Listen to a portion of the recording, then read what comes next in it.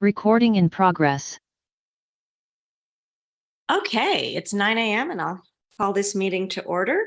Do we begin with the Pledge of Allegiance or the announcements? All right, so let's start with the Pledge of Allegiance. Mr. Green, how do you feel about leading? I feel good about it.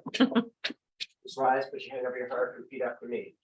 I pledge allegiance to the flag of the United States of America and to the republic for which it stands, one nation, under God, indivisible, with liberty and justice for all. Thank you. Linda, can you go ahead and proceed with our announcements? Thank you, Ms. Sanchez. This meeting is being conducted as a virtual and in-person meeting. So we'll do a roll call of the trustees to confirm attendance. Do we have any requests for AB 2449? We do not. We do not. Okay. Thank you. Mr. Knox, Good morning, I'm here. Mr. Green, Morning. Mr. Santos, Present. Mr. Jason Green's not here yet. Mr. Root. Present. Thank you. Mr. Jones, Present. Mr. Kelly, Present. and Ms. Sanchez. Present. Okay, staff participating in the meeting include the following: CIO John Grable, CEO Santos Kryman, Chief Counsel Stephen Rice, AEO Laura Guglielmo, and Interim CFO Ted Granger. Investment staff include James Rice, Ahmed Agarwal, Mike Romero, Pushpam Jain, and Cindy Rivera. We have several consultants on site from Makita Group, Alborn, Stepstone, and trustees. Please use the raise your hand option to be placed in the queue. At this time, we ask all meeting participants to mute their mic until you're ready to speak. And now we'll proceed with the agenda. Okay. Next item up is the approval of the minutes. Do we have a motion? I'll move it. Second, any comments? Keith. Thank you. Okay, Mr. Knox, Aye. Mr. Green, Aye. Mr. Santos, Yes. Mr. Rue, Yes. Mr. Jones. Mr. Jones. Okay, I'm gonna say yes. Mr. Kelly, Yes. Ms. Sanchez. Yes. Okay, the motion passes unanimously. Okay, do we have any requests for public comment? Just 1 second. Let me just read this. Okay, so we did receive a written comment today that was provided to the board from John Ocampo, a union organizer with the United Electrical, Radio, and Machine Workers of America, regarding Refresco Bottling Factory in Wharton, New Jersey, which is owned by private equity firm KKR.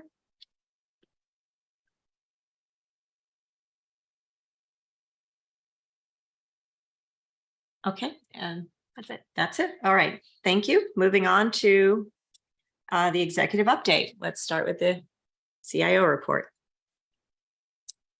Good morning, Madam Chair and trustees. Thank you to John Kim for driving slides today. That's the most important job kind of in the building right now. So thank you to John. I just will reflect for a second on the credit committee, which I thought was very interesting. It was good discussion. And in some sense, it's old home week for me. I started my investing career working in leverage finance. So, I know that the discussion said that private credit, goes back to the GFC, goes back to well before the GFC. The GFC may have been the point at which private credit was in the realm of asset management, but it was in the broader realm of investment management for much longer than that. And private credit was, sold to banks and insurance companies prior to institutional investors like us. So that was a very interesting discussion. And I think obviously very topical for where we are in the economic cycle. If we could turn to slide 4, please. So this slide shows the capital markets through the end of April. And maybe I will say, as it relates to this slide, what a difference a year makes. in that the 1-year numbers on the slide on the bottom and on the top for that matter are low and below our previous capital market expectations. And that obviously is relevant as it relates to our asset allocation study, which will begin this summer. And it's also relevant as next month, there's an actuarial risk report that will be presented to the board by Milliman. It's called the ASOP 51. ASOP stands for Actuarial Standard of Practice. So that risk report will be in front of the board next month. And one of the things that it shows is the importance of investment risk as it relates to the whole actuarial risks associated with the pension and our ability to pay benefits. Year to date, the capital markets are a very different story, positive across most major asset categories. Within some of the numbers on this slide are private categories. We talked about private credit this morning, but private assets have lagged valuations and are very noisy, especially in short-term periods. So if we could turn to slide 9. So slide 9 shows the pension performance through March. Our assets for the pension on this slide in the bottom left are 72.3 billion. The monthly return on the top left is 1.6% net. And I'll stay on the word net for a second in that I know last month we had several trustees attend a training at Wharton, and several of those trustees came back when I spoke to them and stressed in our conversations the importance of the word net. And I think that really is, we don't maybe spend enough time talking about the word net. It may be the most important word that we use when we talk about our performance. I don't know how to do it, but gross numbers are great from a marketing perspective, but you don't pay benefits with, gross returns. You pay them with net returns and net assets. So it's something that maybe once a year at least we need to reflect on the word net, and that all our performance reports use the word net. We don't have gross. We don't try to make ourselves feel good. We focus on what the net returns are.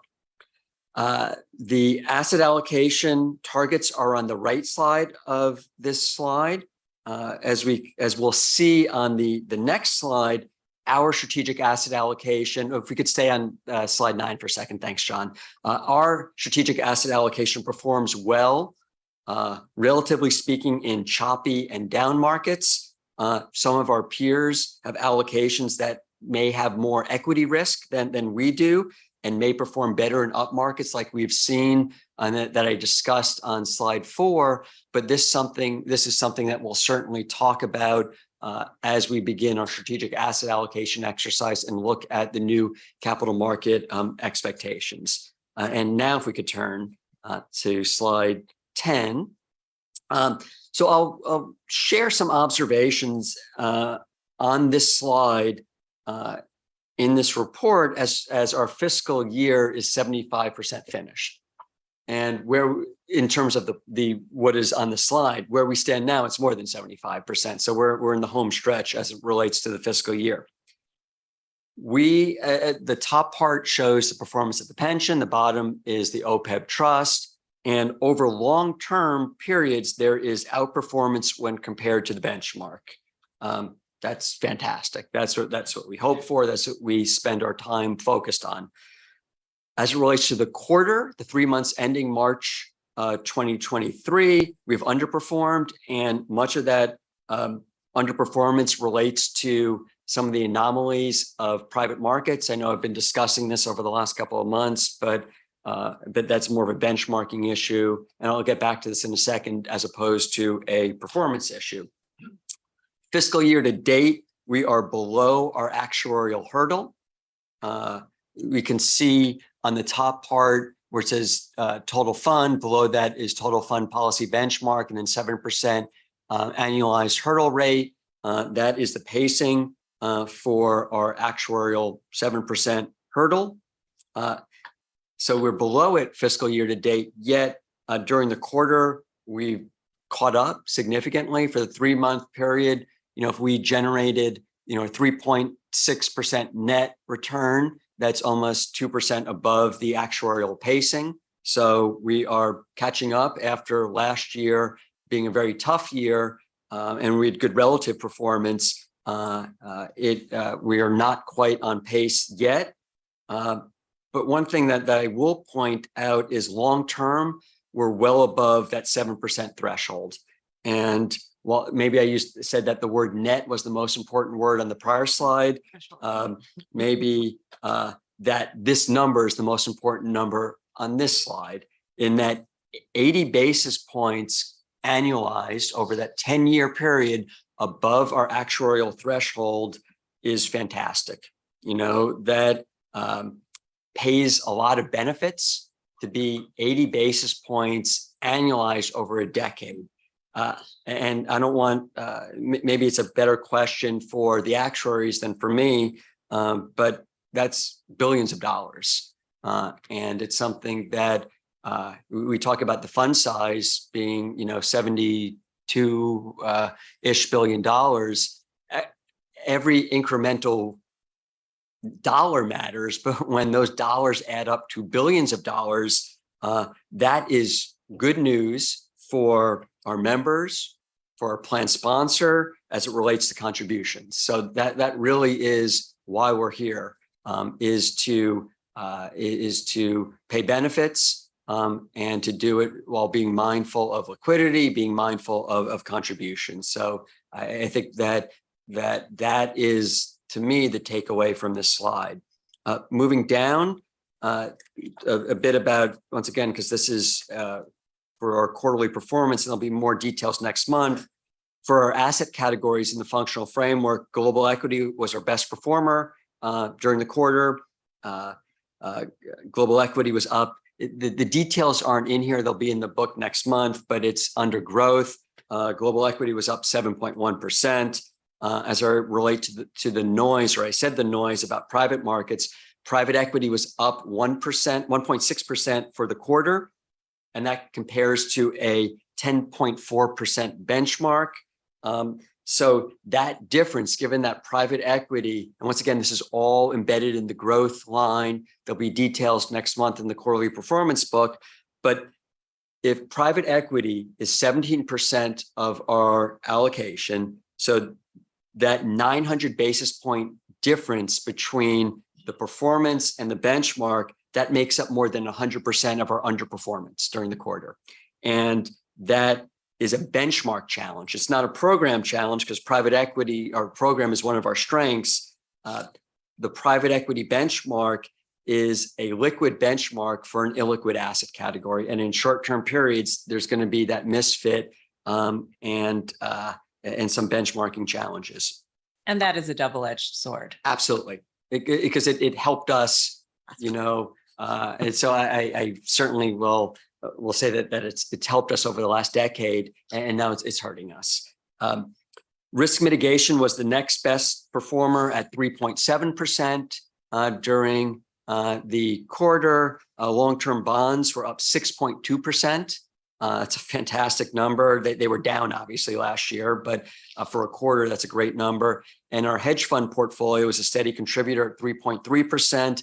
And I'll just mention here that I think it's tomorrow night in New York. There's an award ceremony from Institutional Investor. I think we were nominated for our hedge fund program. We're obviously here for a board meeting. Good luck to LACERA. And it's great that we are being recognized. Credit, once again, great discussion this morning. 3.5% for the quarter and above benchmark. It's a steady contributor, and it's once again one of the strengths of the portfolio. Real assets had a negative quarter, marginally less negative than the benchmark. And I know that these are some of the questions that were asked at the committee meeting that have been asked over time. Real estate was down 4.5% for the quarter. It's a very tough environment. So that's something that we're obviously mindful of. And for all these asset categories, there'll be details in the quarterly performance book. OPEB was up 1.7% 4.7% and 5.8% for the month, quarter, and fiscal year to date. There's a reversal from underperforming the pension to outperforming in the short term, just given the more liquid nature of that implementation. We have a question for Mr. Santos.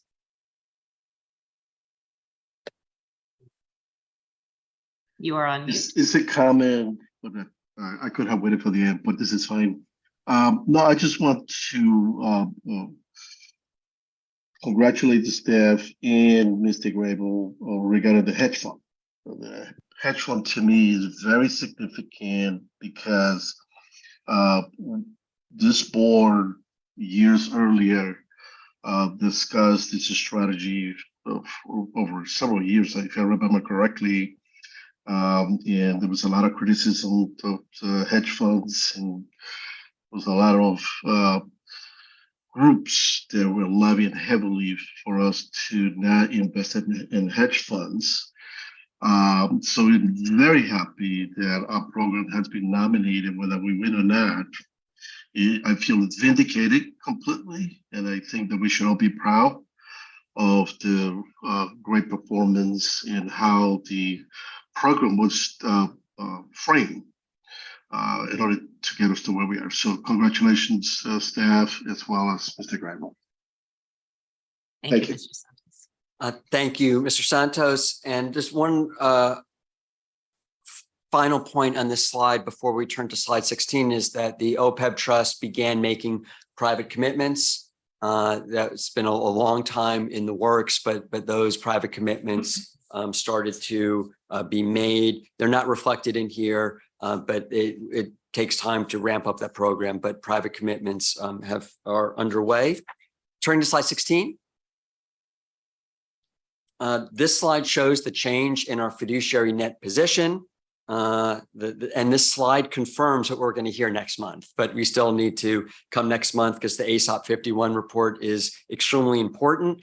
And what this slide shows, if you look at the darker blue, I'm not a Benjamin Moore or crayon expert. I don't know what to call the darker blue associated with net investment income loss, that those gains and losses are the most significant variable. If you look at all the components of the change in our fiduciary net position, all of them are more predictable, be it everything from contributions to administrative expenses to benefit payments. It's the investment gains and losses that create the sawtooth pattern on this slide. And what this slide also shows on the bottom is that fiscal year to date, the pension has grown, and that maybe I'll bring it back to what my favorite topic is, which is that diversified portfolios like ours are the only winning strategy, and that our diversified portfolio dampens drawdowns. We've seen that while trying to capture as much of the upside as possible. And that is the most important. It's reflected in our investment policy statement, in our investment beliefs within that policy statement, that diversified portfolios are the only way for us to meet our mission to our members. And That color is lavender. it's thank you. This is that the color wheel that we've brought out for. I object. Not lavender. So Keep going. yes. And maybe I should have taken up my color wheel beforehand. And then on slide 20 is the last slide I'll talk to. And here I'll just highlight the operational updates in that we are in the midst of finalizing the operational due diligence review that I think was commissioned by the audit committee, and that we are already acting on the analysis. I think that the report is being finalized for the audit committee, but one of the items relates to a dedicated ODD professional. We've been growing our team with not just having asset category silos, but complementing that with groups such as corporate governance, with portfolio analytics, and ODD or operational due diligence is the recommendation that is in the staff budget that went to the JOG-C, that we be begin building out that dedicated resource capability within our team, because it just inures to the benefit of every underwriting that we do, as well as monitoring the portfolio. And with that, Madam Chair, I'm happy to pause for questions. Great. Any other questions or comments from the peanut gallery? Okay, thank you, Mr. Grable. Congratulations. I think our performance is exceptional. If you look at how we've weathered this so far, I would say that you know, it is very clear that your children, strategic asset and allocation are doing their job. Moving on to our member spotlight. Good morning, Madam Chair and trustees. This is the time in our meeting that we're going to highlight one of our members. Miss Margarita Lien is a 37-year career public servant with the Child Support Services Division. Ms. Lien came into our Member Services Center recently to apply for retirement. Like most of our members, she was a little apprehensive, nervous, and scared. But we are really pleased that also, like most of our members, by the time she left, she felt confident with the direction and education she received from our benefit specialists, and feels much more confident about her future. And she continues her journey as a retired member of our services. So we thank Ms. Leanne for her service, and we thank our staff for supporting her. So Thank you. This is quickly becoming my favorite part of the agenda. Mine too. Yeah. Terrific. All right, moving on, Mr. Kryman, Chief Executive Officer's report. Yes, Madam Chair, trustees, thank you for the opportunity to address you. Wanted to provide a little bit more detail on the Chief Executive Officer's report, which was included in your package. Did want to let you know that the strategic plan and the budget have been, well, actually, the budget was presented to the JOGC earlier or late April. They provide us with some direction and some opportunities to improve the document.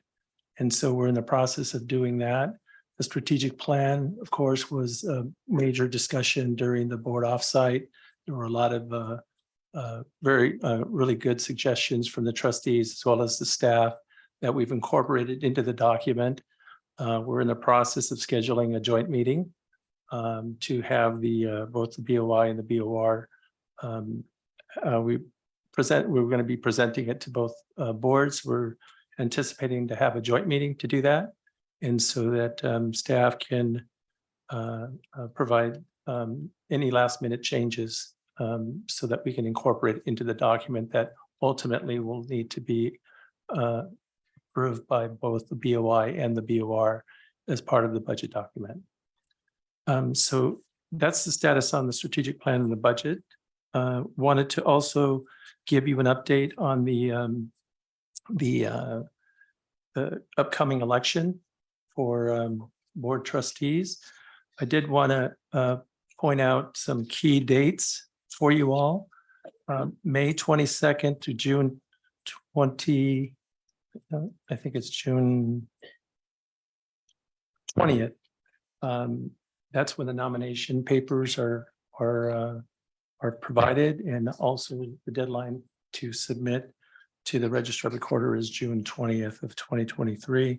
Voting is anticipated to begin on August 4th. It'll run through August 31st.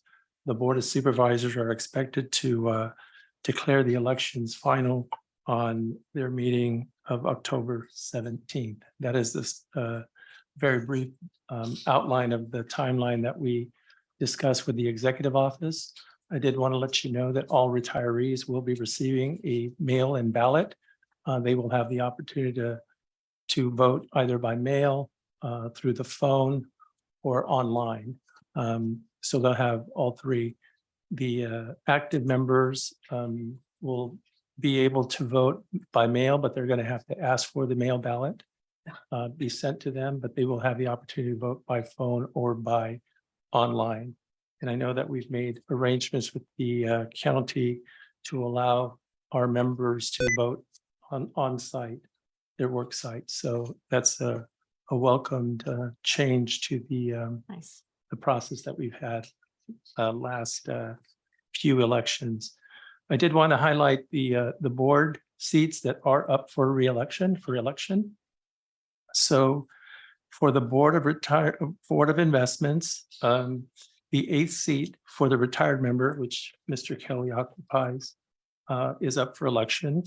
And the 2nd seat for the active member that Mr. David Green occupies at this point is also up for election on the BOI.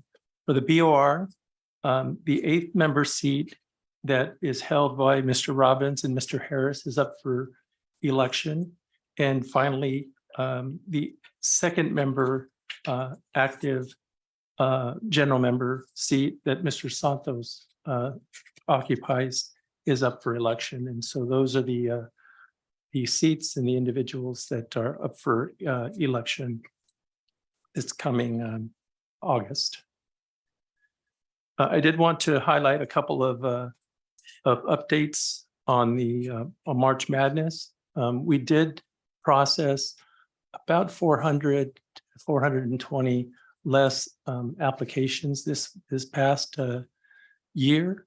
We think that has to do with the fact that there were significant cost of living adjustments that were made, and a lot of folks have held off filing the paperwork. We anticipate that that's going to continue to grow. The youngest baby boomer now is 59 years old. And so we're anticipating, based on the demographics that we have, that there will be a lot more individuals that will be retiring in the next 2 to 5 years. So we're gearing up for that. So in terms of our hiring, I wanted to let you know that on May 1st, we welcomed 25 new retirement benefit specialists in the pension side of the shop. So they begin their training. There are also 6 individuals that also joined the team specifically for the retiree healthcare side. Their trainings are separate. So I did meet with all of them this past week. And it sounds like it looks like it appears to be a very, very solid group, quite frankly, very diverse. We have some individuals that had worked for the county, other county agencies. But I think by and large, they're outside of the county. They came from the private sector. And so it's going to be a very interesting 1 year. In terms of the DCIO, Mr. Grable and I are coordinating our calendars so that we can make our second round of interviews between Mr. Grable and myself with 5 top candidates that have been presented to us. And so we're hopeful to be able to make a selection in the not too distant future on the DCIO. I also want to let you know that we've made 4 offers on the FA2 positions. No, I'm sorry, 3 offers at this point.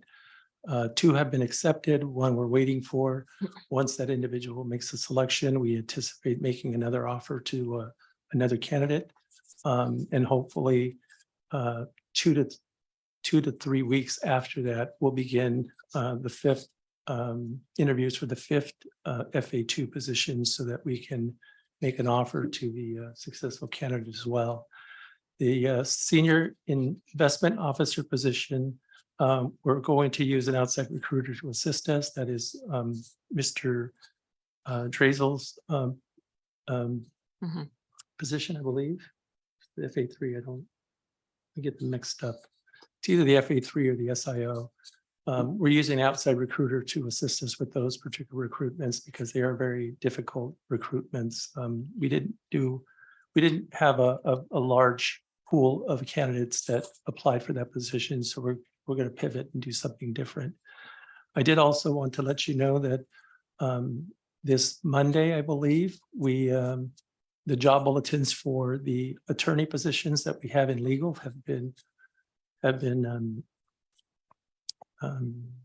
published. And so we're also using an outside recruiter to help us with those specific candidates. There will be 2 benefit attorneys and 2 investment attorneys that will join our team soon, based on how quickly we can get through that process. So those are the items that I wanted to point out to you all. And so I'd be more than happy to stand for questions. Great. First, it sounds like you're making a lot of progress, and so I'm really happy to hear that. Mr. Green. Yeah, Mr. Kremen, thank you. Great report. It seems like things are moving in the positive direction. What can we as a board do to continue this hiring and filling in these vacancies? What can we do to support you? Well, I think that the biggest support that we got from you all at this point is the ability to access the recruiters for those special positions that we need, the hard recruit positions. And so I think we have everything that we need at this particular point in time. I know that our HR team is also busy trying to hire individuals to come into the HR side of the arena so that we can process things a little faster. We are in need of HR professionals. And so I know that Carly is busy working on that. I believe there were 1 or 2 individuals that we hired through a transfer opportunity through the county. Mhm. And so we're looking at all avenues to hire on. I did forget to mention that the Chief Investment Technology Officer, I believe the offer letter is going out today. It went yesterday. And then the ISO has been difficult. We've made 3 separate offers to 3 separate people, and they actually one accepted and then decided to take on another opportunity. And so this position is very difficult. I think it bears out what the collective board mentioned in terms of tough to recruit IT professionals, especially at those levels. We're finding that the salary level, at least for the ISO position, may not be as high as it needs to be.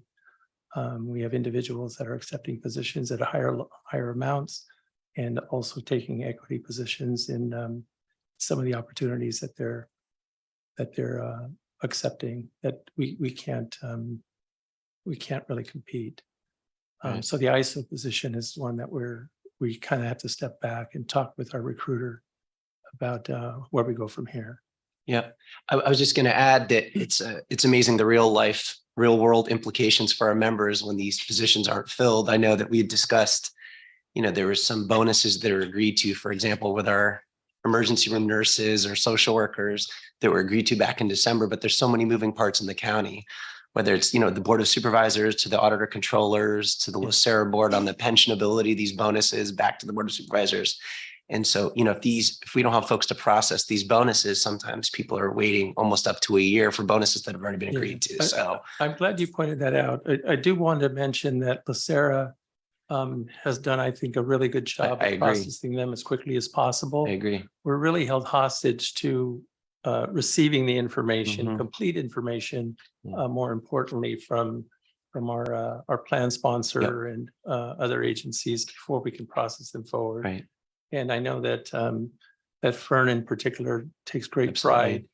pride, and Mr. Rice take great pride in trying to process those things as quickly as possible, because we understand that they do have personal implications to our members, and we don't want to be a hindrance to that. Yeah, I just want to applaud the staff, because it's certainly, I find myself trying not to be too defensive, but I am a little defensive when they start saying LACERA is the reason this is being held up. That's absolutely not the case. Once it just has to get to LACERA first, right? Correct. But if you don't have the staff to process it, it holds up the process. So I want to give kudos to you and your team for kind of expediting these requests. Great. Thank you very much. Thank you. Mr. Santos?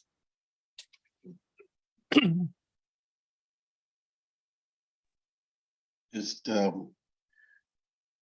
thank you, Mr. Kremen, for your report. Just through the chair, in response to Mr. Green's comments regarding the special bonuses, that is on the agenda for the next board of retirement meeting, so it will be dealt with as expeditiously as possible. I do concur with you and thank the staff, because they do a tremendous job in doing the analysis, because it's not easy. They have to analyze the legal standard as to whether or not those bonuses do qualify, and then we also have to deal with PEPRA. But anyway, that's going to be on the agenda next board meeting. So it should be that issue should be resolved. Mr. Kryman, with regards to the CEO dashboard and listening to Mr. Grable's presentation of how well we are doing, I will request that in the future you include in the dashboard a reference to just to put it in perspective. We are because we are a mature fund. We are at a decopulation stage, to quote a previous trustee on a board. And decopulation means that it's not enough. The county contribution and the employee contribution is not sufficient to meet our liabilities, being the benefits that we pay out. So consequently, in order for us to pay the benefits, we have to rely heavily on the return on the investments. And typically, in the past, I should say, we have been able to determine what percentage of every dollar that we pay out in benefits comes from return on the investments. I know you probably heard me quote that 70 to 75% of the, or 70 to 75 cents of every dollar that we pay on benefits comes from return on the investments, which makes what we do in this board and what the investment staff does tremendously important to be able to fulfill the promise benefit. So I would really appreciate, and I know Mr. Granger is on the line, that because he has those numbers, I believe, that we should do that. We need to remind ourselves that how valuable the investment program we have here, and I think that is a reflection of having two separate boards, a board that dedicates ourselves to the investment, investing the funds of the members. So I will really appreciate if you can include that in your dashboard in the future. Thank you. We'd be more than happy to do that. Now, Mr. Granger is on the line if he wants specific information now, but we'll definitely include that as part of the dashboard in the future. And then we'll also incorporate a statistic that identifies the number of active members to retired members, because I think that's an important component moving forward as well. Through the chair, may I, Mr. Granger, do you have those numbers? I know you have provided those numbers in the past. You have the numbers handy? Good morning, Mr. Santos. I don't have those numbers in front of me. I apologize. We will have those at the next CEO report. Great. Thank you very much. Appreciate it. Thank you, Madam Chair. Great, thank you. And I have one last question, Mr. Kryman. Yes. So given that it sounds like people are choosing to defer their retirement in order to benefit from the rise in wage costs, do you think that will significantly change the outlook for sort of what we're going to have to be paying out in the future? Or do you think this is sort of a slight aberration that will kind of come out in the wash in the long term? I think it's an aberration at this particular point, but it is going to be, maybe it's not an aberration. I think there are going to be more individuals that are going to be retiring over the next 5 years. That's why we're gearing up. What we're finding is that even though we're not processing as many applications, we're getting an avalanche of calls and counseling session requests, and we're having difficulty keeping up with that, and that's the reason we have a pretty big class, so we can be ready for that. But that class of retiree is going to be locking in higher than average, Yes. kind of remaining last 3 years, so to speak, or however the calculation. Yeah. So it's just something to think about when we talk to our, make sure that this is reflected in our actuarial kind of evaluation of the liabilities. Okay. So if we can make that a follow-up, because we're going to do an actuarial conversation at the next meeting, is that right? So let's connect those two dots. All right, any other questions? All right, thank you. Moving on to the consent agenda. We've had a request to pull item A into non-consent. So we'll have a conversation there. So for the remainder, do we have a motion? I'll move it. Thank Madam you. Chair. It's Keith, I'll second. Thank you. Linda?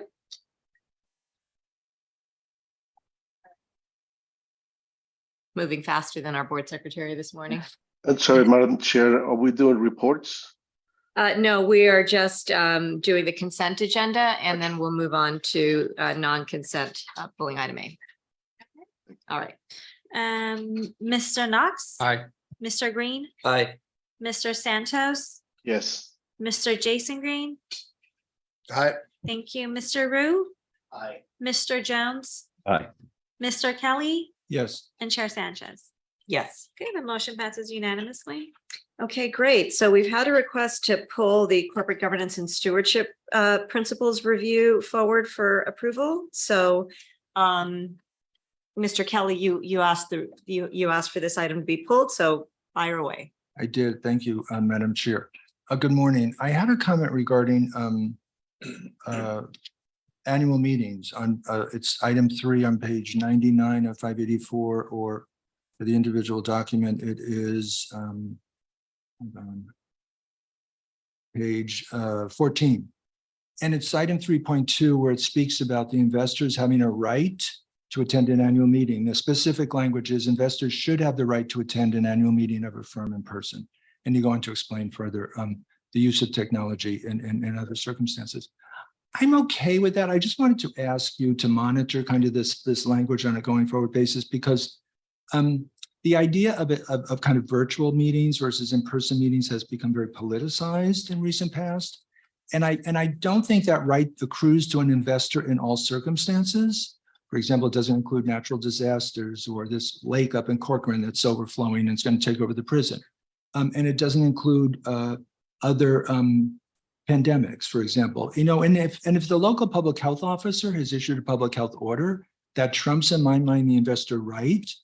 And there are some folks who on the political spectrum would think this right, they have the right to operationalize this right under any circumstances. So it was very strong to me in terms of the, shall have the right to.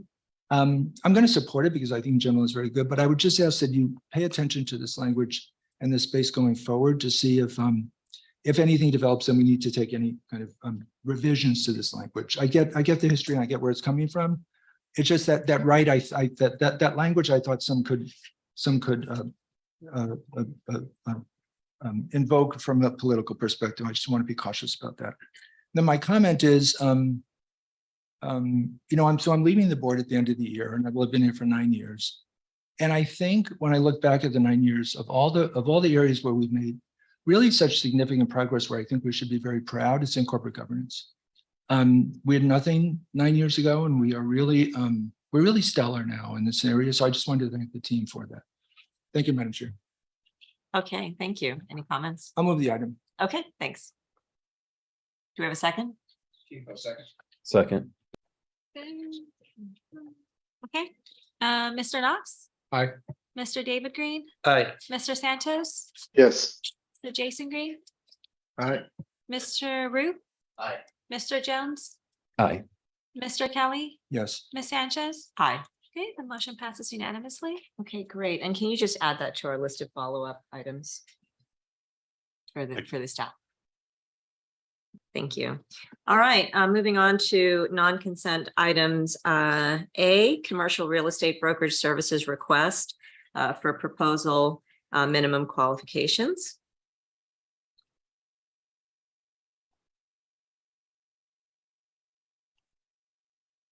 And Madam Chair, so you know, I'll be requesting to discuss item F. Okay, pulling item F. Thank you. Thank you. Okay. Good morning, Madam Chair and members of the board. So this item is a recommendation regarding the launch of an RFP process to select a small group of real estate brokers to facilitate the disposition of LACERA's separate account assets. At last month's board meeting, Margaret McKnight from Stepstone to my right provided an update on the disposition plans for our separate accounts. She did that in closed session. And as a result of that discussion, that led to a board directive to have staff follow up on the process to solicit brokers to sell our separate account assets. And that's the reason for the recommendation today. So as mentioned last month, adding a strategic brokerage relationship, we believe should provide LACERA with some direct market intelligence, which we can use to shape our disposition strategy. We think this will help optimize the outcome of our disposition process. Just by way of background, how this disposition process has worked in the past when it wasn't as central to our strategy. We've typically delegated to the separate account managers the selection of brokers at each individual transaction. But now that the disposition of the portfolio is more central to the objectives of our program, we believe it better aligns our objectives to have a process where we have more oversight at the asset class level.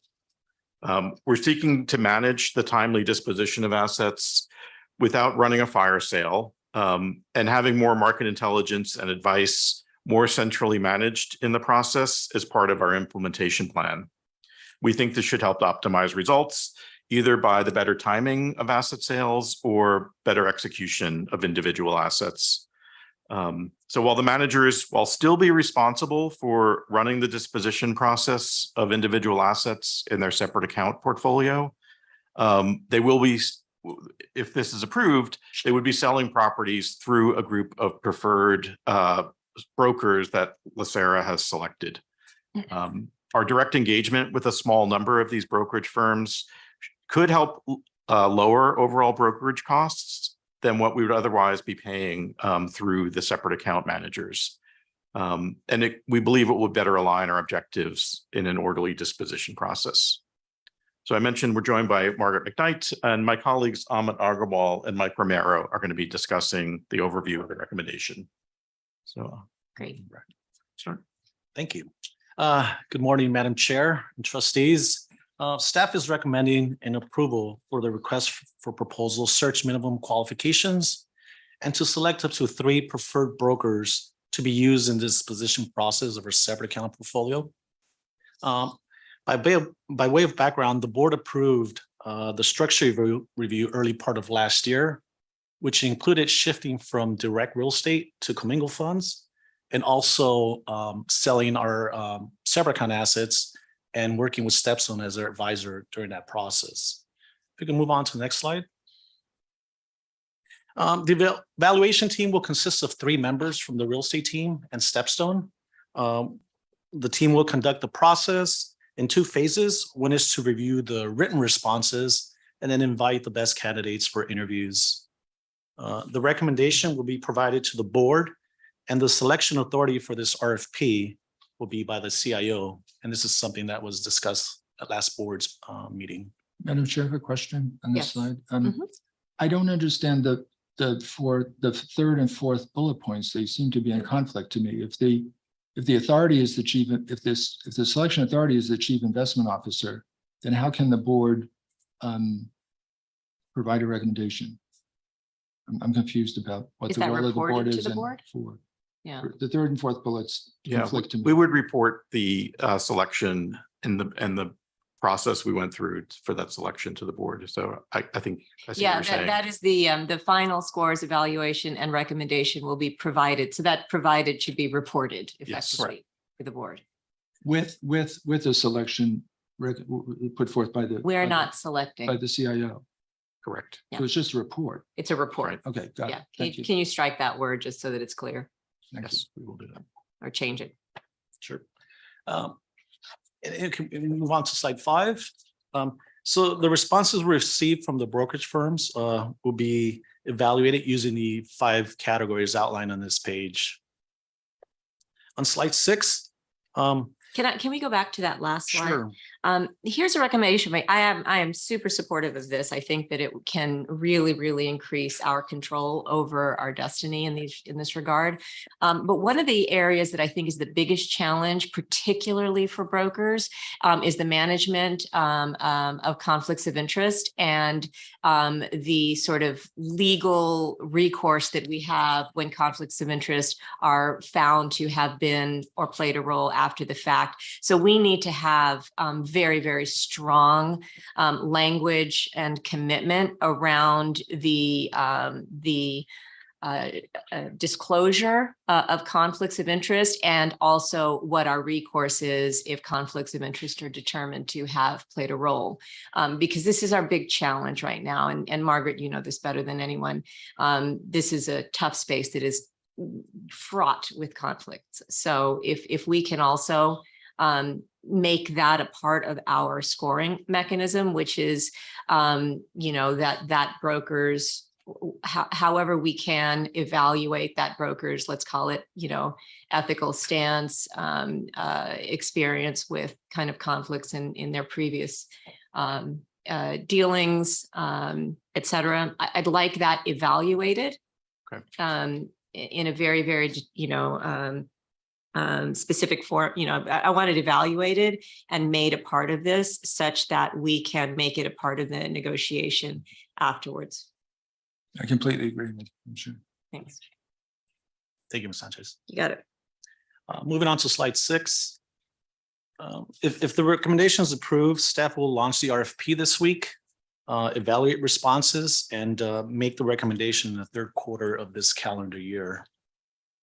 On slide 7. Mr. Green, do you have a question now or after? Yeah, thank you, Madam Chair. It's on slide 7. Okay. Yep. This covers the MQs. The firms must be licensed to perform brokerage throughout the U.S. and have a national network sufficient to provide coverage in local markets. And the brokerage firms must have at least 10 years of experience working with institutional clients.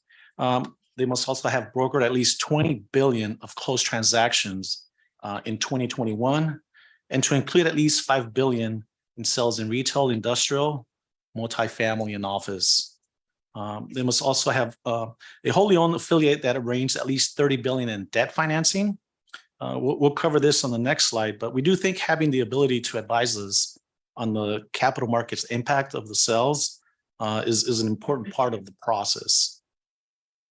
And then we're also seeking a firm with experience brokering and closing multiple multi-asset portfolio sales in the ranges of 2 to 5 billion. We'll talk more about this. Question. Just on these thresholds here, I understand, it's identified in point 4, reflecting the scope of LACERA's asset class. But this metric, these thresholds that need to be, how are they determined? Is it an industry standard, or is it centric to LACERA's portfolio that you guys came up with this, or? Yes, we had a consultation with our consultant in figuring out a precise number. Given the size and the complexity and the diversified portfolio that we have and the financing that we have in place, we thought that having a broker in that $20 billion range would be appropriate for our size. And you base that off other funds that are comparable, our contemporaries type funds, or what was the metric used to determine these? I mean, other than. I mean, we based it off of, our asset base is $6 to $7 billion in gross asset value. So we really need to work with a firm that, has the capacity that can do, sales at that level. I mean, we're not saying how many we're going to select. It could be 1, 2, or 3 firms, but we need to have a firm with a footprint that's big enough that can take on our portfolio in their existing organization. So it was really sized based on the size of our own asset base. So it's centric to LACERA specific. Yes. Great, thank you. Yes. To follow up on that, do you know the number of firms that meet these minimum requirements? We have a pretty good idea of the firms that it's probably going to be in the range of 8 to possibly 10 brokerage firms. And then my other comment is, My understanding is from an earlier comment that Stepstone is recommended up to 3. If the CIO recommends only 1, I would expect a significant conversation in his report about why he did not select more than 1. Just putting it out there. Okay. And the last piece is just having multiple asset sales in the range of 2.5 billion, 2 to 5 billion. I'll now pass it over to Ahmed, who's going to cover the scope of services and strategic considerations. Thank you, Mike. Good morning, Madam Chair and trustees. And now I will go over the scope of services for the commercial real estate brokers on slide 8. I will touch on a few of these services that are being requested. First of all, to have a limited number of brokers, in this case, up to 3 preferred brokers, to help provide high-level guidance on the sale of LACERA's real estate portfolio. Secondly, seeking the broker's assistance in providing advice on leasing and capital budgets that may affect the sale of potential LACERA assets and establishing exit strategies. If the opportunities arise for also bulk sales or portfolio sales, we will seek the assistance of the broker in this instance as well, to help market and sell LACERA properties and provide all necessary advice in doing so. And also another thing to point out is, there are some LACERA loans that are maturing at the moment. So we will also be seeking advice from the brokers on potential refinancing strategies and also in terms of selling the properties, the various loans options that will be available to potential buyers. Moving on to the next slide. This is the strategic consideration slide, and I'll touch on a couple of these initiatives. Engaging a broker or brokers will help LACERA sell down its separate account assets, and therefore it will also help reduce operational risks. Additionally, selling out of the separate account portfolio and assets and investing the proceeds into commingled funds will help to optimize the investment model, as the risk will be diversified in the portfolio. Finally, moving on to the last slide. Staff is recommending that the board approve the minimum qualifications to be used in the request for proposal. LACERA is seeking up to 3 preferred brokers that will help sell down LACERA's separate account portfolio. We're happy to entertain any questions at this time. Thank you. Mr. Santos has put himself in the queue.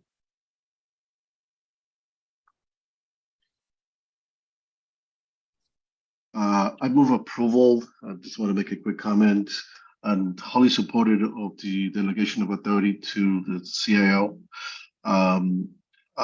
Traditionally, I have said this before, I'm not keen with delegation of authority, but I believe, from my perspective, that Mr. Grable and his team has proven themselves to be highly reliable in my book. And as a consequence, I have no reservations regarding the delegation of authority. So I'm fully supportive of the recommendation. Thank you. Do we have a second? Okay. I was going to second as well, and I had a question. Yes. Can we go back to one of the first slides? Because I want to be clear about this. This slide here. Selection authority for this RFP will be with the Chief Investment Officer. Given Mr. Santos's comment just now, should this be revised to an actual formal delegation of the selection authority from the board to the CIO? I think that's what we're asking for. But you're not wording it that way. It just says that selection authority will be, but I would recommend revising it to be that the board delegates selection authority for this RFP to the CIO. Very specific, it's for this RFP only. If there's no objection to that, Madam Chair. Yep, I think it's 6 of one, half a dozen of the other, but wordsmithing. So now we have 2 changes to slide 4 for posterity. I have no objection. Great. Thank you, Mr. Santos. Great. All right, so we have a motion, we have a second, we have 2 changes to slide 4 and 1 change to the scoring process. So with that, do we have a motion? Yeah. I mean, sorry, take the the roll call. Okay, we'll say no. Okay, Mr. Knox, Aye. Mr. Green, Aye. Mr. Santos, Yes. Mr. Jason Green, Aye. Mr. Rue, Aye. Mr. Jones, Aye. Mr. Kelly, Yes. Ms. Sanchez, Aye. Okay, the motion passes unanimously. Okay, super. Moving on to our reports. So we have had a request to pull item F. The rest of the reports will be for information only. So we'll go through the Board of Investments 2023 Offsite Tentative Agenda next. Mr. Grable.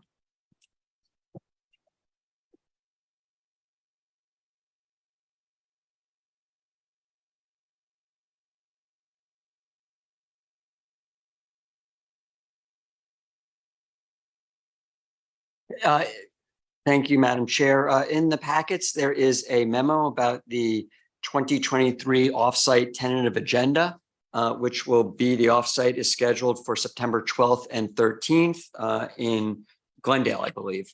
Yep.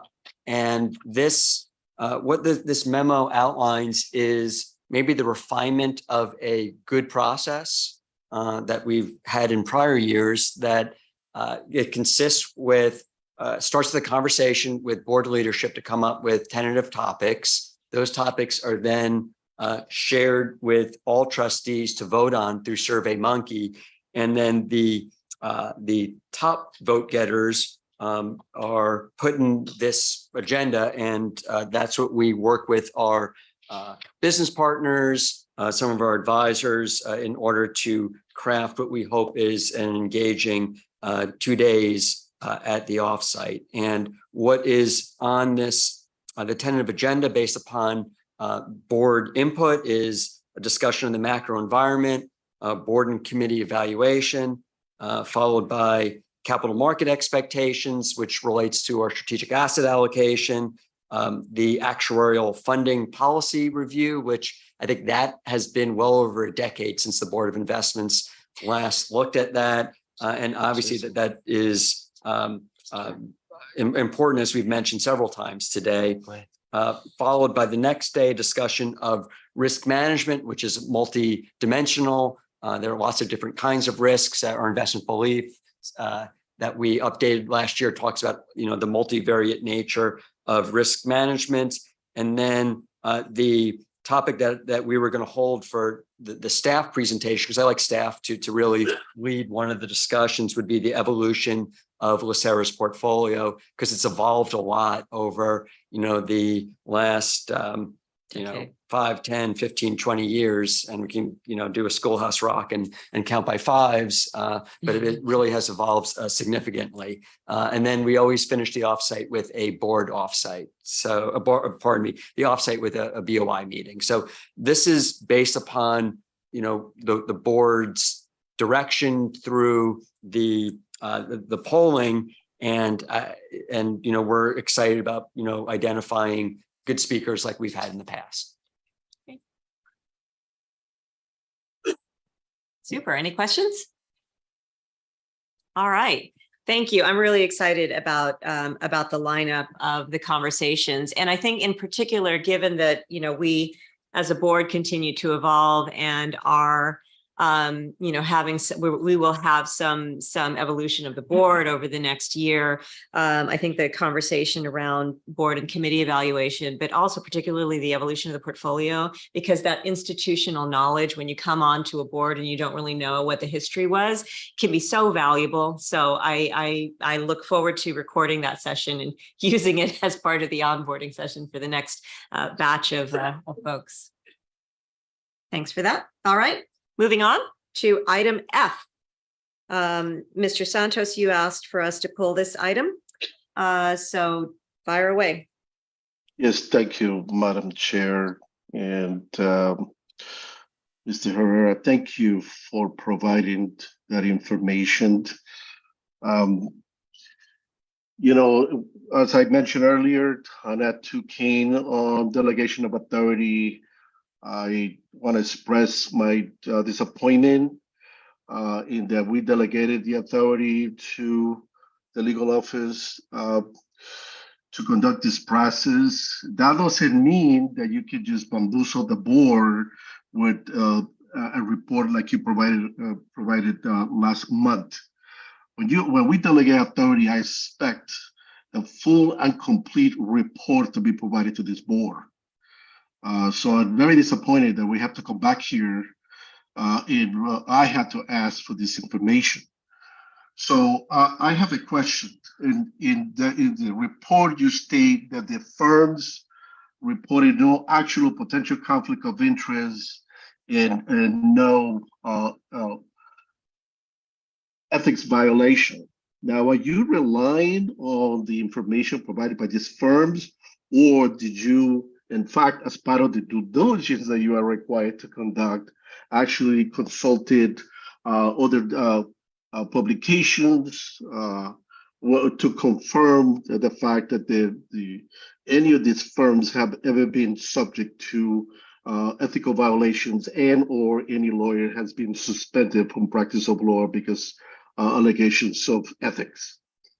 Yeah, thank you for the question, Mr. Santos. The answer is that both. We did rely on the information that was reported by the firms and the candidates, but we also did our own internal research of all available sources that we could. I obviously, because it's there's attorney-client privilege and attorney work product involved there, I can't get into specifics, or I shouldn't get into specifics about what I did specifically, but I can assure you it was thorough and thoughtful and intended to discover whatever might be relevant. You know, have you heard of an executive session? We can always discuss, like we normally do in executive session, if there is an issue that we don't want it to be public. But at the end of the day, all I'm saying to you is that every time we delegate authority, you have to provide as much information as possible. And if there's some information that is confidential, we can always do it in executive session to avoid publication of that information. But I recommend to my colleagues in the future not to delegate this process to the legal office, because I was disappointed last month with the lack of information that you provided. Certainly you could have included in your report what you just said, that in addition to the disclosure or lack of disclosure that they provided, or the fact that they said that there was no ethical violations, that you tell us that you actually went beyond that and did some independent research to compare that. The last thing we need to be represented on a key case, and then all of a sudden we get Herbert wins because there are issues with the firm. So I appreciate the information you provided us this time, and just leave you with one little fact here that we should always remember, and that is a finding that we have made in an adoption that LACERA values diversity, equity, and inclusion, and believes that effectively assessing and managing diverse talent leads to improved outcomes. That's a finding that we have in the investment beliefs. So remember that. And again, I encourage my colleagues that in the future do not delegate this authority to the legal office. Thank you. Okay. All right, I think any other comments or questions? Madam Chair, if I may. Yes. Item B. Yes. Item B. Yes. All right, Mr. Liu. Fire away, Mr. Green. Just a question on the, I know some of the pending legislation. I mean, there seems to be a lot of positive stuff. They're still in transition, going from either the Senate to the Assembly, but specifically California Senate Bill 252, the fossil fuel dissolving. It's going to force the hand of LACERA to completely divest in fossil fuels. I just wanted to hear an assessment of risk on that and how that could impact our portfolio. I mean, I'm all for it. Obviously, I believe in a clean environment, but it goes against our policy of diversification. And yes, good morning, Chair Sanchez and board trustees. Yes, Mr. Green, regarding SB 252, so that bill about divestment currently only applies to CalPERS and CalSTRS, so it does not apply to LACERA. That's a very simple answer to it. Thank you. I appreciate it. Thank you. All right. Any other questions on any other items? Okay, moving on to items for staff review. Okay, so we have two items. Trustee Santos requested that we include a reference in the CEO dashboard regarding the investment rate of return. And Trustee Kelly requested that staff monitor section 3.2 of the corporate governance and stewardship principles review in terms of annual meetings, virtual versus in person. Okay, great. Items for future agendas. No item. All right, go to the order. You want me to go? Yep. Mr. Jason Green. Thank you. Yeah. Just thanks again to staff and the fellow trustees for your guys' grace and patience with this process for me. I was able to get to Wharton, and I wanted to say that was such a huge experience for me and really a benefit. And I just want to say thank you for that. So it's good, and just recognize the efforts of everybody. So appreciate it. Thank you. Mr. Kelly. Good morning. Thank you. I wanted to wish everyone a happy Mother's Day. Mothers are beautiful people, and we should celebrate them more than once a year, but we're now limited to once a year. So celebrate your mother. I wanted to inform everyone that last month I was elected by members to the board of the LA Financial Credit Union, which I'm very happy about. So if you don't have a credit union account, you can think about it. And thirdly, I spent the last month on holiday in Brazil, in the Amazon, and then in 9 different Caribbean countries. And the Amazon is just absolutely wonderful. I came back to not my Ford Bronco in the driveway, which I had sold prior to my trip, but a 3-wheel electric motorcycle, which is very cool, and it's yellow. And I call it Yellow Jacket. It's not here today because I have to go to a doctor's appointment afterwards, and I don't have enough miles on it yet. Charged, but I'll give everyone a looky look next month. It's very cool. So I'm reducing my own carbon footprint, FYI, which is good news. So thank you. It's good to see everyone. Thank you. Mr. Knox. Good morning, everybody. I appreciated the opportunity last week to attend the Milken conference. Thank you, Linda, for coordinating the logistics there. As always, a lot of great sessions. And it was interesting, Mr. Grable, talking about the offsite. You know, so many of the themes that we talked about last September and then also at the BOR offsite popped up at the Milken conference. I was listening to a session on energy markets and the challenges of storing and transmitting, which we had talked about or learned about at length. Also asset management and portfolio construction that were really interesting. A lot of talk at multiple sessions on aging, which I know is of critical importance to our members, and a lot of focus on caregivers, especially for parents, spouses, et cetera, with Alzheimer's and other debilitating diseases, and just the impact of that. I thought a lot about our members, the active ones and the retired ones, including my wife who's retired, who's caring for an Alzheimer's relative. So yeah, really informative. I also was invited to a panel discussion on the retirement crisis, and it, you know, again, gave me an opportunity to appreciate how strong our fund is and how well managed it is. And even on the defined contribution side, the 401, 457, how robust those are. So really good sessions, and appreciate the opportunity. Thank you. Thank you. Mr. Rue. So I want to, again, thank staff for all your support. And just like Jason Green, I too attended Wharton, and that was a fantastic experience. And I really want to thank our CEO, Santos, for I stayed in the one building. It's so well run that I never left the building, except for when our CEO took us all out for dinner and forced us to go to dinner. And we got to go to the oldest Italian restaurant in Philadelphia. So that was my one time I stepped outside of that executive conference building. But it was a great experience, and I even want to go again, actually. Thank you. Mr. Green?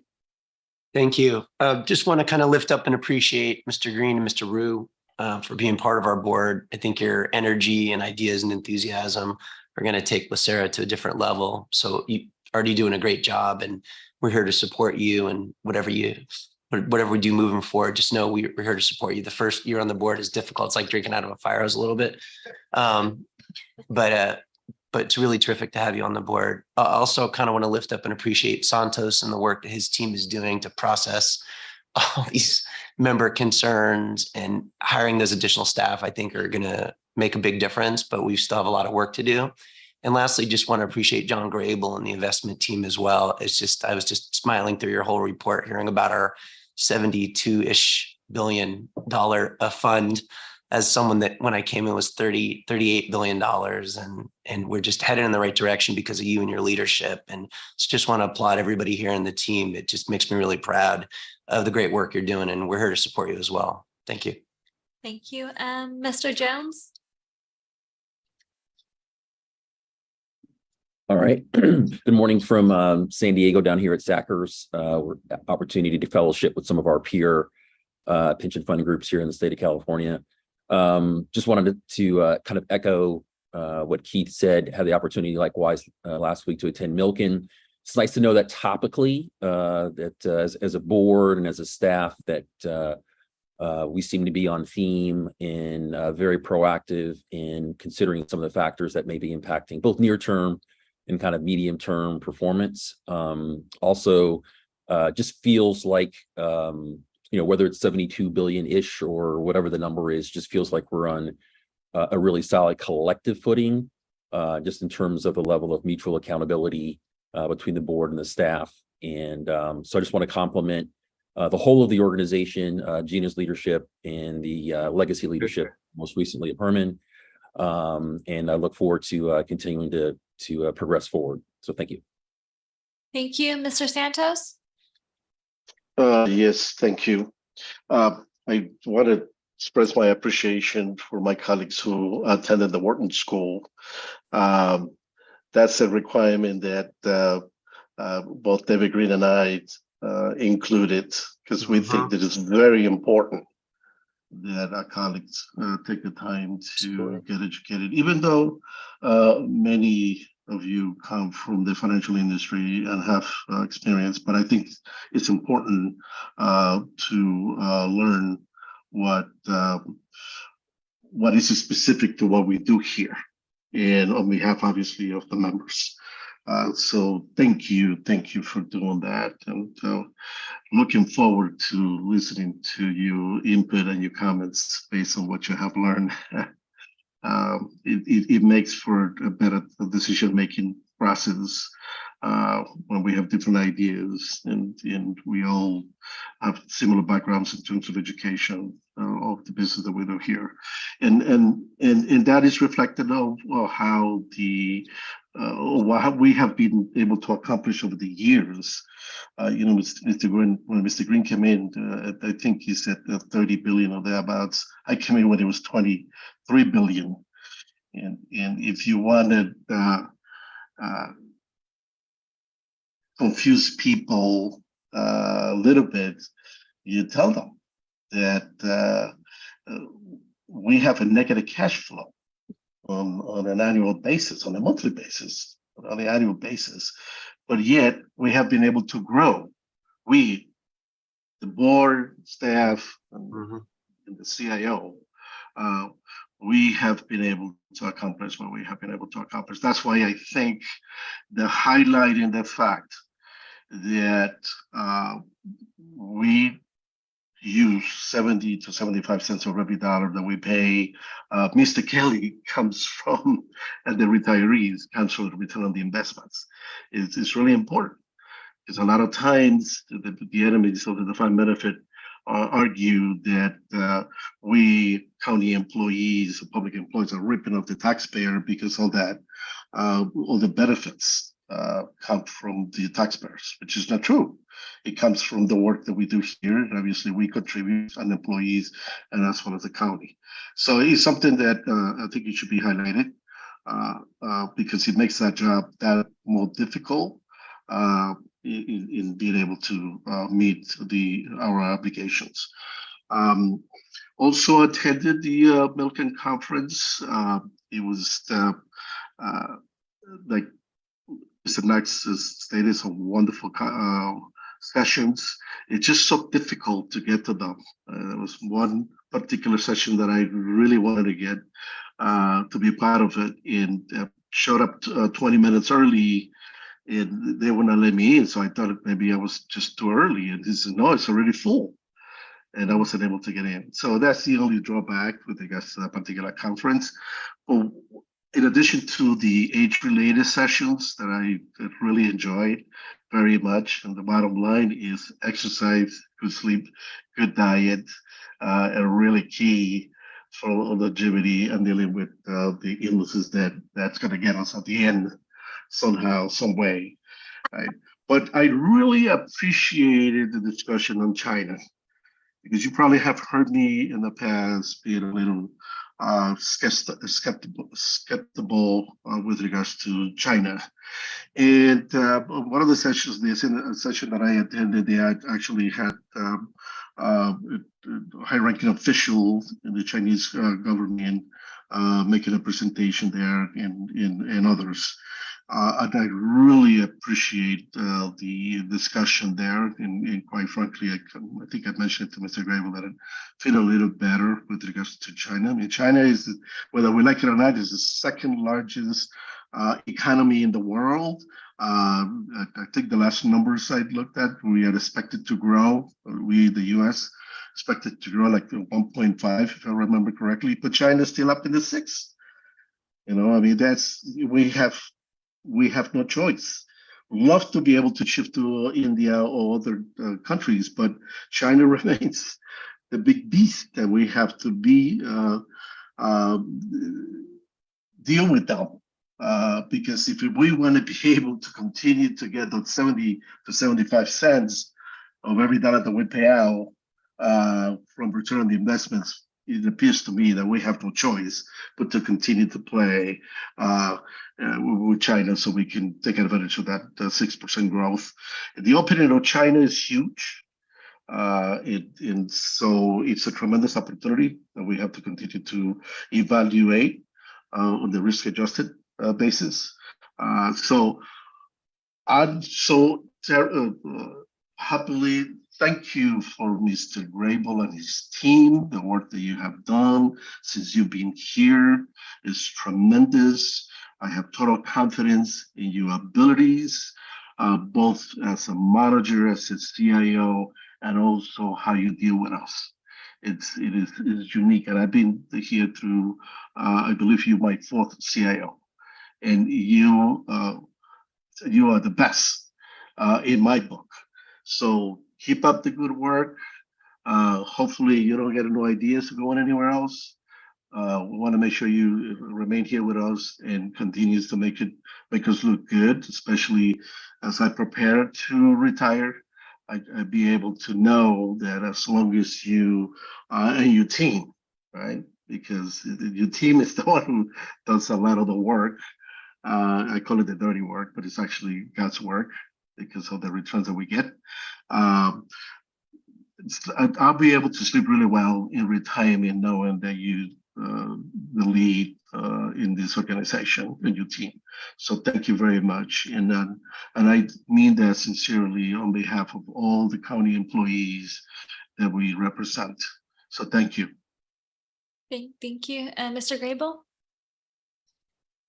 Thanks, Linda. And I want to thank Mr. Santos for the kind words. But, as it relates to the team, it's not a me, it's a we, in that that the smartest person in this room is the collective. It's all of us. So, one person can only do so much. So I appreciate the kind words, but I will deflect and just say that, it's the team that does all the good work.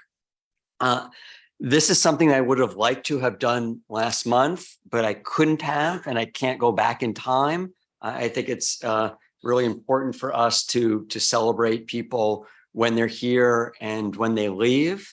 And I found out like hours after a board meeting that someone was leaving us and want to do a proper send off. And hopefully this person is listening to the webcast. If not, someone could remind them and maybe they can watch on YouTube. But really want to thank Jeff Jha for his service. Jeff left us between board meetings. Jeff joined us as an intern. And I think a big shout out to our internship program that, he joined us after being an intern. Our program is thriving. We have several other interns currently on staff. This summer, we're slated to have, I believe, 4 interns. So really excited about that. And hopefully I can introduce them at a summer board meeting. Jeff, who was a senior investment analyst, left us to be an investor. He was here for 6 years.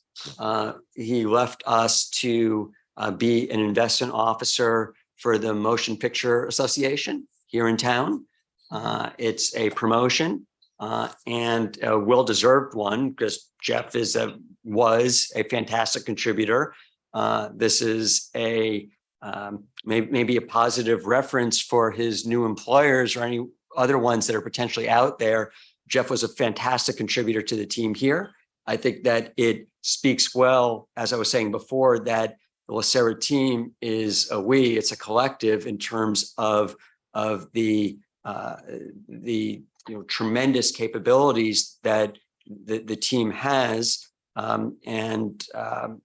Jeff is in a more senior position and something that he's capable of. And while he was here, all of us who were his colleagues benefited from our interaction and the fund benefited as well. So thank you, Jeff, for all that you've done.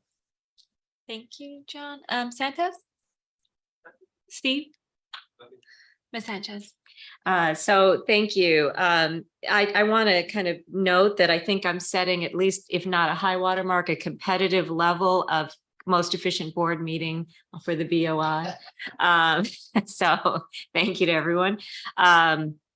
So I will say that over the past month, I've had many opportunities to speak at many conferences and have had the benefit of having represented LACERA's TIDE program several times. And at the end of this week, I'll have another opportunity at the Hispanic Heritage Forum Investor Summit as well to do so. And each time that I have the opportunity to prepare for and give that presentation, it just reminds me of how much progress we've made and also focuses me on thinking about the impacts of that progress. And while, there are always going to be missed opportunities, I do think that we are making our best effort and that we continue to improve. And that's the only thing that we can commit to doing. And it also reminds me that, 5 years ago, 6 years ago, when we started, 7 years ago, maybe now, when we started that effort, it was a very small effort and it has become a very large effort. And I recently saw a wonderful sort of mathematical way of thinking, which is that, 1 to the, 10, 365, however, whatever you want to put it, is 1.01 to the 365 is a number much greater than 1, meaning that very, very small efforts compound to very large efforts over time. And so just because we're making small efforts in some areas, I want to remind us that, whether it's delegation of authority, the evolution of the staff, the evolution of the portfolio, that compounding those small efforts can actually make very large efforts over time.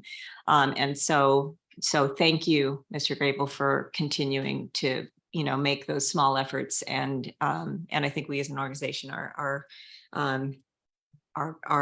better off for it. So with that, I think we will adjourn to executive session and have a break. So thank you, everyone.